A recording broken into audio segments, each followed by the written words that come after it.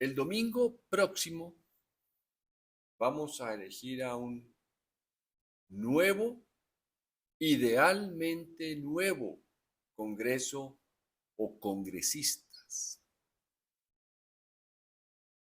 Vale la pena recordar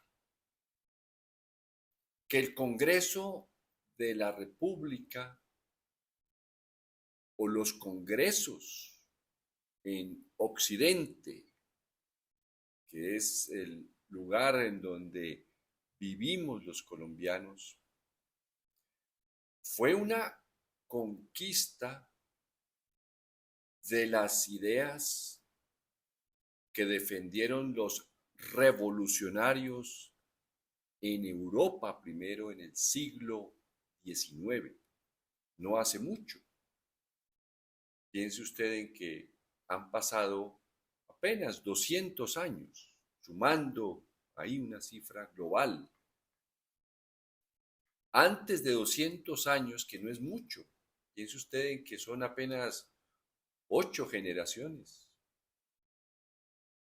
Eran monarquías, los reyes eran los que con su voluntad, a su antojo, dictaban las leyes, que por supuesto no los cubrían a ellos. Ellos estaban por encima de la ley. Los revolucionarios que en su evolución en el siglo XIX produjeron ideas progresistas. El progresismo, un fruto del progresismo fue el Congreso, los congresos. En algunos países se llaman asambleas, cámaras de diputados, senadores, representantes. Esa fue una conquista de esos revolucionarios que le quitaron a los reyes, a esos monarcas, el poder de hacer las leyes.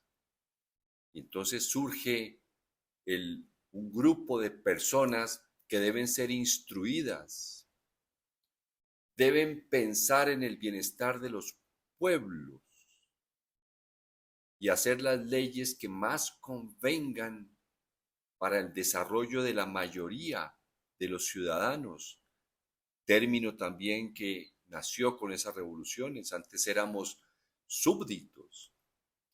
Los revolucionarios, por ejemplo, de la Revolución Francesa fue una conquista, se decían entre ellos ciudadanos.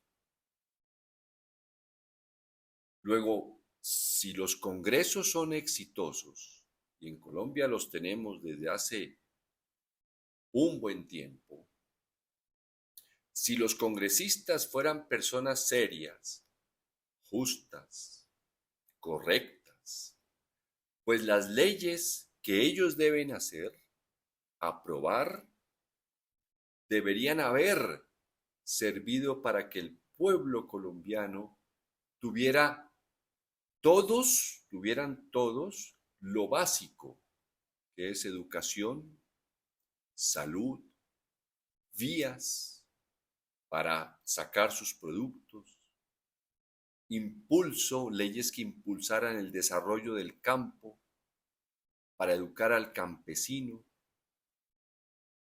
Y esa no es la Colombia que hemos conocido las personas que hemos vivido en este país muchas décadas. Desde hace muchos años, los congresistas son las personas más impopulares en Colombia. Se burlan de los congresistas, nos burlamos del trabajo que hacen ellos. Sabemos muy bien que esa conquista que se llama Congreso de las Repúblicas, también otra conquista de esos revolucionarios, crear las repúblicas, es decir, naciones que tuvieran esos tres grandes poderes también, un ejecutivo, un presidente, un primer ministro, como sea, unos jueces justos. Yo sé que usted esbozará una sonrisa cuando yo digo que los jueces deben ser justos. Y unos congresistas que, al conocer a las necesidades de los pueblos, cuando visitan los departamentos, sus regiones, y ganan en el Congreso, hacen leyes que al aplicarse benefician a los pueblos. Pero ¿qué ha pasado con los congresos en muchas partes del mundo y en Colombia especialmente, que es el que nos interesa porque el domingo vamos a votar? Pues que los congresistas tienen el poder de hacer leyes para crear instituciones, para mejorar lo que hay que mejorar, crean leyes que hay que obedecer. Todo lo que ellos hacen se vuelve legal. Y los congresistas en Colombia ya es una norma, obedecen es a los poderes económicos del país. Y cuando digo poderes económicos es una serie de grupos, de personas, de familias que tienen la capacidad, por su poder, por las riquezas que tienen, por los bienes que tienen, de pagar las campañas de los congresistas, de invitarlos a sus propiedades, de agasajarlos, de visitarlos. ¿Cuándo un campesino puede visitar a un senador? ¿Cuándo un profesor de una escuela rural puede visitar a un senador o un representante a la Cámara? Recuerdo que la persona que hacía el lobbying, el cabildeo en el Congreso del Grupo Bavaria, le llamaban el senador 101.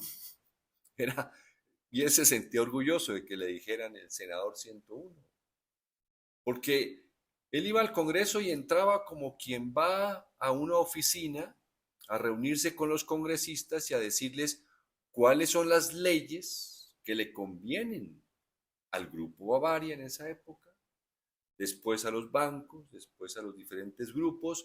Obviamente están incluidas las multinacionales que también tienen dinero para agasajar, invitar a los congresistas. Eso en términos concretos llamaríamos comprar su conciencia. Pero como yo sé que ellos se ofenden cuando uno dice eso, simplemente digamos que se han convertido en aliados cercanos, en aliados cuyos intereses comparten continuamente. Los grandes grupos económicos y de poder, el dinero, cuando llega a ciertas cantidades ya se vuelve poder político. Ellos tienen un interés de que sus empresas crezcan, bien sea porque algunas obras se hagan, porque ellos las van a hacer, o bien sea porque algunas obras no se hagan, para que ellos tengan el monopolio, por ejemplo, de los tiquetes aéreos. Y los congresistas se sienten muy bien, se sienten honrados, que los visiten los poderosos del país, los que tienen las grandes riquezas, los que aparecen en las revistas, incluso internacionales, como personas, me acuerdo que hace unas décadas varias les llamaban del jet set. Personas, me imagino que era porque en esa época pocas personas andaban en jet, entonces ellos eran del jet set. Entonces es como una especie de matrimonio. En eso se transformó el Congreso de Colombia desde hace muchas décadas. ¿Cuál es la prueba? La comprobación es que el país no progresó con las leyes que ellos hacían, porque las leyes que ellos hacían que beneficiaban al pueblo no recibían recursos, no se desarrollaban. Fíjese lo que pasó con la Ley 100, que he estado haciendo algunas reflexiones y continuaré después, me faltan 2 o 3. Una ley que creaba un sistema de salud que debió haber funcionado como la ley lo decía, a los congresistas lo parasitaron y aprovecharon con otros avivatos para hacer negocios asociados a la salud. Y prácticamente deformaron el sistema de salud, lo paralizaron, lo caricaturizaron. Esa es la prueba que un Congreso está poblado de congresistas que en la campaña, como ya lo sabemos, y estoy repitiendo algo que todos sabemos desde hace muchas décadas, en las campañas prometen a los pueblos, como dicen siempre, el puente, la escuela, el centro de salud, y cuando ya llegan al Senado, a la curul, como se llama, cuando las cámaras de televisión los enfocan allá sentados, discutiendo, hablando, defendiendo sus argumentos, peleándose, en ocasiones hablándose muy duro, pero su real trabajo es cuando salen a las cenas con los poderosos económicamente hablando, o desayunan o pasan vacaciones en algunas de las propiedades de ellos, y ahí les dicen cuáles son las leyes que más le convienen al país, porque hasta entre ellos tienen la hipocresía de concluir que las leyes que benefician a un grupo económico y que van a tramitarse en el Congreso son las que más benefician al país. Como si el país fuera una especie de estructura, un andamio de ladrillos, de hierro, de vías nomás, como si no estuviera poblado de gente que tiene que beneficiarse de una manera que lo veamos todos, que lo veamos todos. Esa institución tan mal poblada durante décadas y que fue el producto de las luchas revolucionarias de muchas décadas en el siglo XIX, es la que debemos poblar ahora con personas que mayoritariamente, no basta pocos, no bastan unas cuantas decenas, necesitamos muchos para que realmente los intereses, las necesidades del pueblo colombiano que ya hoy ha recibido hectáreas, escuelas,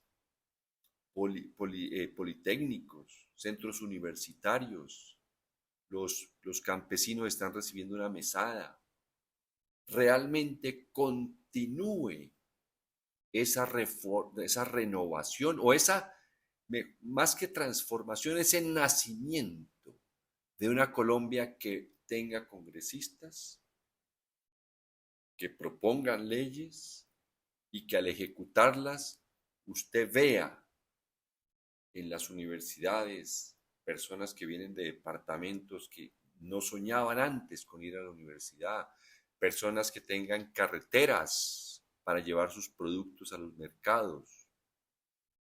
Vea usted el progreso de las personas. Esa es la institución que tenemos que poblar con gente correcta y que muchas veces ni siquiera ha tenido que ir a una universidad porque más vale sus ideales de perfeccionamiento social a una educación que muchas veces es deformada. Hasta el lunes para ver los resultados, pero pronto haré otra reflexión sobre nuestro sistema de salud antes. Hasta luego.